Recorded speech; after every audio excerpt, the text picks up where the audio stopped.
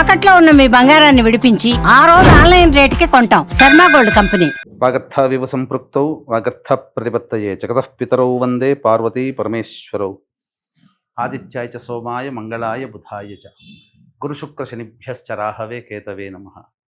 శృంగేరి జగద్గురు పీఠాధిపతులకి, కంచి పీఠాధిపతులకి నమస్కారములు తెలియజేసుకుంటూ కార్యక్రమాన్ని ప్రారంభిద్దాం.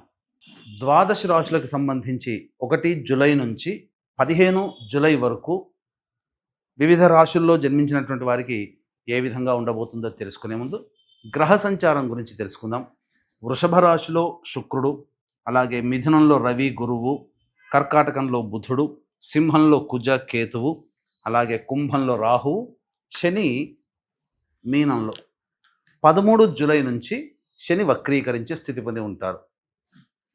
అయితే ప్రధానంగా గమనించుకున్నట్లయితే చాలామంది ప్రేక్షకుల్లో ఉన్నటువంటి చాలా సందేహాలు, కొన్ని చెప్పినటువంటి విషయాల్లో కొన్ని మాకు ఫలితాలు సరిపోవట్లేవు అని అంటున్నారు. అంటే దీని అర్థము చాలామంది చూసుకునేటువంటిది ఈ సన్ జొడాయిక్ సైన్ ద్వారా చూసుకుంటున్నారు. అంటే ఈ ఉదాహరణకు చెప్తున్నాను, 23 జూలై నుంచి 22 ఆగస్టు మధ్యలో పుట్టినటువంటి వాళ్ళకి లియో సైన్ అని చెప్తారు. కాబట్టి సింహరాశి గురించి చెప్పేటప్పుడు ఆ 22 జూలై నుంచి 23 జూలై నుంచి 22 ఆగస్టు మధ్యలో పుట్టిన వాళ్ళు చూసుకుంటున్నారు. అది తప్పు. మీరు జన్మించినటువంటి జన్మ తేదీని అనుసరించి ఒక నక్షత్రము, ఆ నక్షత్రాన్ని అనుసరించి రాశి ఉంటుంది. ఆ రాశి ప్రకారమే మీరు చూసుకోవాలి. ఇది సరైనటువంటి విధానము. కొంతమంది నామ నక్షత్రం చూసుకుంటున్నారు. ఉదాహరణకి శ్రీనివాస్ అని చెప్పి అనుకున్నాం అనుకోండి, చాలామంది సి అనే అక్షరం ఈ శతభిష నక్షత్రంలో ఉంటుంది కాబట్టి కుంభరాశికి చూసుకుంటున్నారు, తులారాశికి చూసుకోవాలి. కృష్ణవేణి అన్నప్పుడు మిథున రాశి చూసుకుంటున్నారు, అది కూడా తులారాశి, అలా చూసుకోవాలి. కాబట్టి మనం అనేక విధాలుగా ఈ శాస్త్ర ప్రకారము మనకు ముందుకు వెళ్ళినట్లయితే తప్పకుండా ఆ ఫలితాలు అనేటువంటివి మనకు సరిపోతాయని చెప్పవచ్చు. ఇక ఆలస్యం చేయకుండా వివిధ రాశుల వారికి ఈ 1 జూలై నుంచి 15 జూలై వరకు ఏ విధంగా ఉండబోతుంది, ఆదాయ వ్యయాలు, ఖర్చులు, అలాగే పరిస్థితుల అనుకూలత, ఇవన్నీ కూడా క్లుప్తంగా మనం తెలియజేసుకునే ప్రయత్నం చేద్దాం. ద్వాదశ రాశులలో భాగంగా 5వదైనటువంటి సింహరాశిలో జన్మించినటువంటి వారికి 1 జూలై నుంచి 15 జూలై వరకు ఏ విధంగా ఉండబోతుందో తెలుసుకునే ప్రయత్నం చేద్దాం.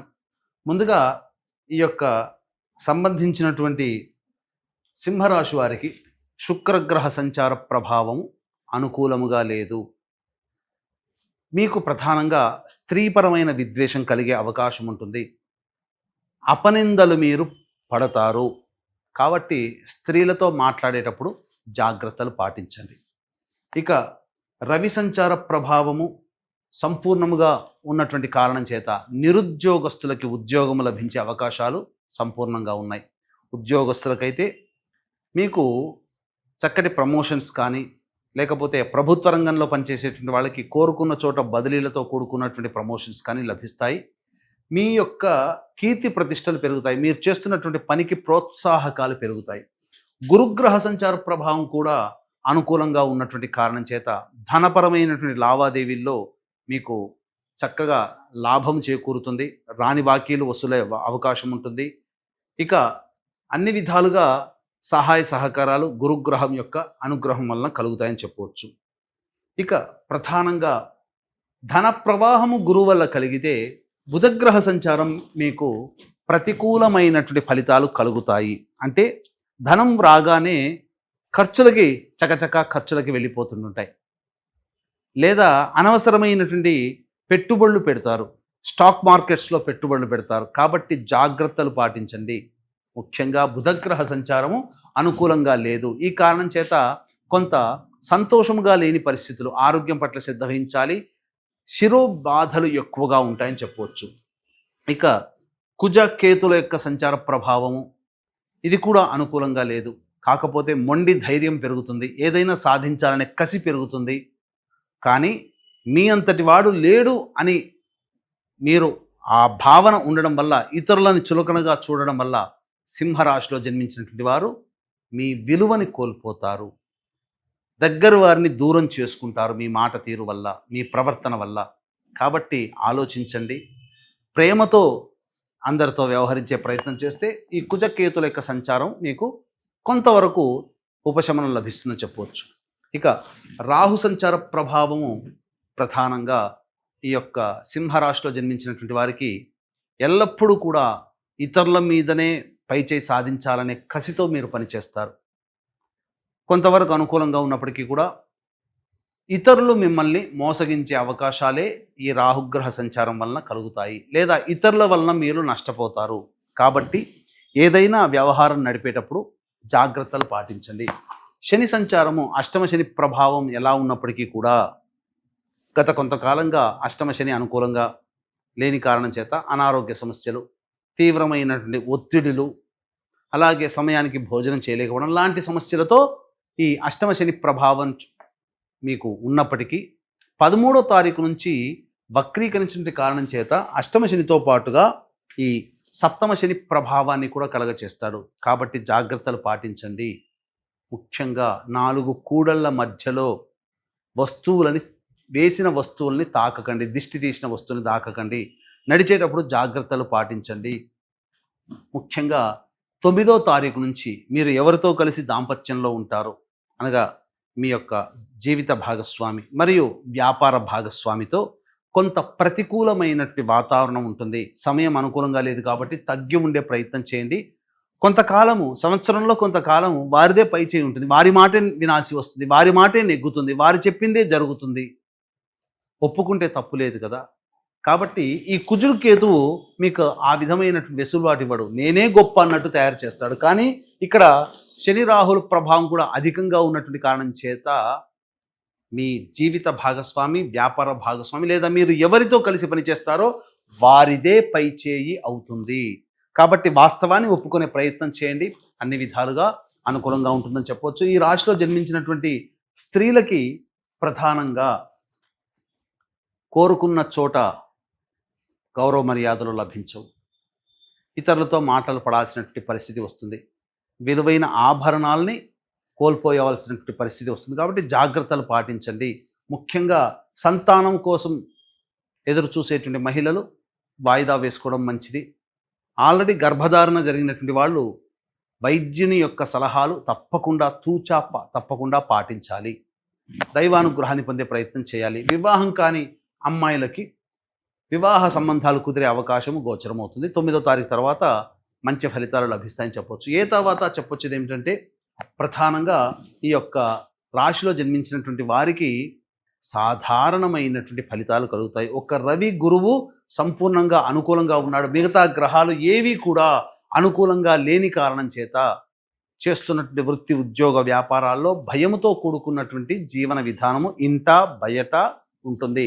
ఖర్చులు పెరుగుతాయి, జాగ్రత్తలు పాటించండి.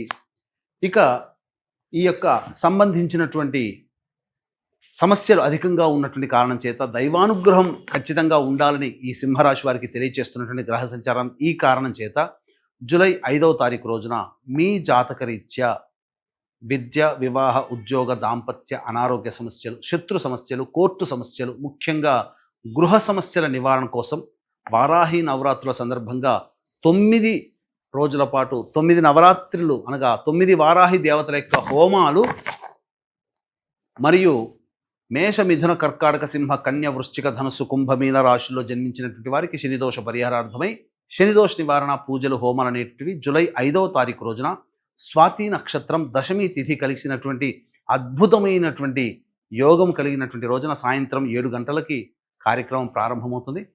ఈ 5వ తారీఖు సాయంత్రం 5 గంటల లోపల మీ గోత్రనామాలు నమోదు చేసుకునే ప్రయత్నం చేయండి. ఈ కార్యక్రమంలో నమోదు చేసుకున్నటువంటి వారికి శక్తిపాతము చేయబడినటువంటి శంకరుంగలి మాలని ఇవ్వడం జరుగుతుంది. ఇక జూలై 1వ తారీఖు నుంచి 15వ తారీఖు వరకు ఆదాయము, వ్యయము మరియు మానసికమైన పరిస్థితి ఏ విధంగా ఉండబోతుందో తెలుసుకునే ప్రయత్నం చేద్దాం. 1వ తారీఖు రోజున పెండింగ్లో ఉన్నటువంటి పనులన్నీ పూర్తి చేసుకుంటారు. అన్ని విధాలుగా అనుకూలంగా ఉండేటువంటి పరిస్థితి, ధనపరమైనటువంటి సమస్యల్ని పూర్తి చేసుకుంటారని చెప్పవచ్చు. కాకపోతే అత్యుత్సాహము పనికిరాదు. 2, 3 తారీఖుల్లో కుటుంబ సభ్యులతో వాగ్వివాదాలు పెరుగుతాయి, సంతానము మూలకంగా ఖర్చులు కూడా ఉంటాయి. జాగ్రత్తలు పాటించండి. అనవసరమైన ఖర్చులు పెడతారు, మనస్సు ప్రశాంతంగా ఉండదు, ఇంట్లో కంటే ఎక్కువగా బయట గడిపే అవకాశం ఉంటుంది. 4, 5, 6 తేదీల్లో నూతన వ్యక్తులు పరిచయం అవుతారు. సోదర సోదరిమణులు తెలిసిన వారి యొక్క సహాయ సహకారాలతో మీ పనులని పూర్తి చేసుకుంటారు. ధనపరమైన సమస్యలు తీరుతాయి. ఖర్చుకు మించిన ఆదాయం కూడా లభిస్తుంది. అన్ని విధాలుగా విందులు వినోదాల్లో ఆనందంగా పాల్గొంటారు. 7, 8 తేదీల్లో కనుక చూసుకున్నట్లయితే మీకు ప్రధానంగా వాహనం నడిపేటప్పుడు జాగ్రత్తలు పాటించాలి. తల్లిగారి ఆరోగ్యం పట్ల శ్రద్ధ వహించాలి. ఏ పని చేసినా ప్రశాంతత లేని జీవితాన్ని పొందుతారు. 9, 10, 11 తేదీల్లో మీ ఆరోగ్యం పట్ల శ్రద్ధ వహించాల్సినటువంటి పరిస్థితి. జ్వర సంబంధమైనటువంటి పీడనలు ఉండే అవకాశం ఉంటుంది. అలాగే వృధా కాలయాపన చేస్తారు, తద్వారా ఏ పని ముందుకు సాగదు, ఖర్చులు కూడా పెరుగుతాయని చెప్పవచ్చు. 12, 13, 14, 15 తేదీల్లో రాబడి అధికంగా ఉంటుంది. ఖర్చుకు మించిన ఆదాయం లభించడం, తద్వారా మీకున్నటువంటి సమస్యలని పూర్తి చేసుకుంటారు. సంతోషంగా కుటుంబ సభ్యులతో గడుపుతారు.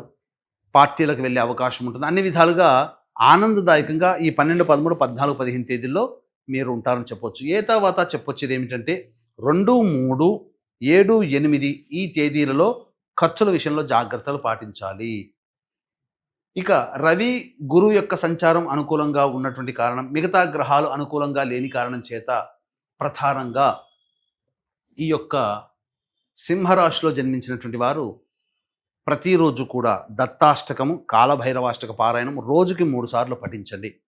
ఇప్పుడు చెప్పినటువంటి సమస్యల కంటే ఇంకా ఎక్కువగా సమస్యలు మీరు ఎదుర్కొంటున్నట్లయితే దగ్గరలోని మంచి ఉపాసనా పరులైనటువంటి జ్యోతిష్యులను సంప్రదించి వారి సలహాలు సూచనలు కనుక పాటించినట్లయితే మరింత మెరుగైన జీవితాన్ని పొందుతారని తెలియజేస్తూ సర్వం శ్రీ ఉమామహేశ్వర పరబ్రహ్మార్పణమస్తు.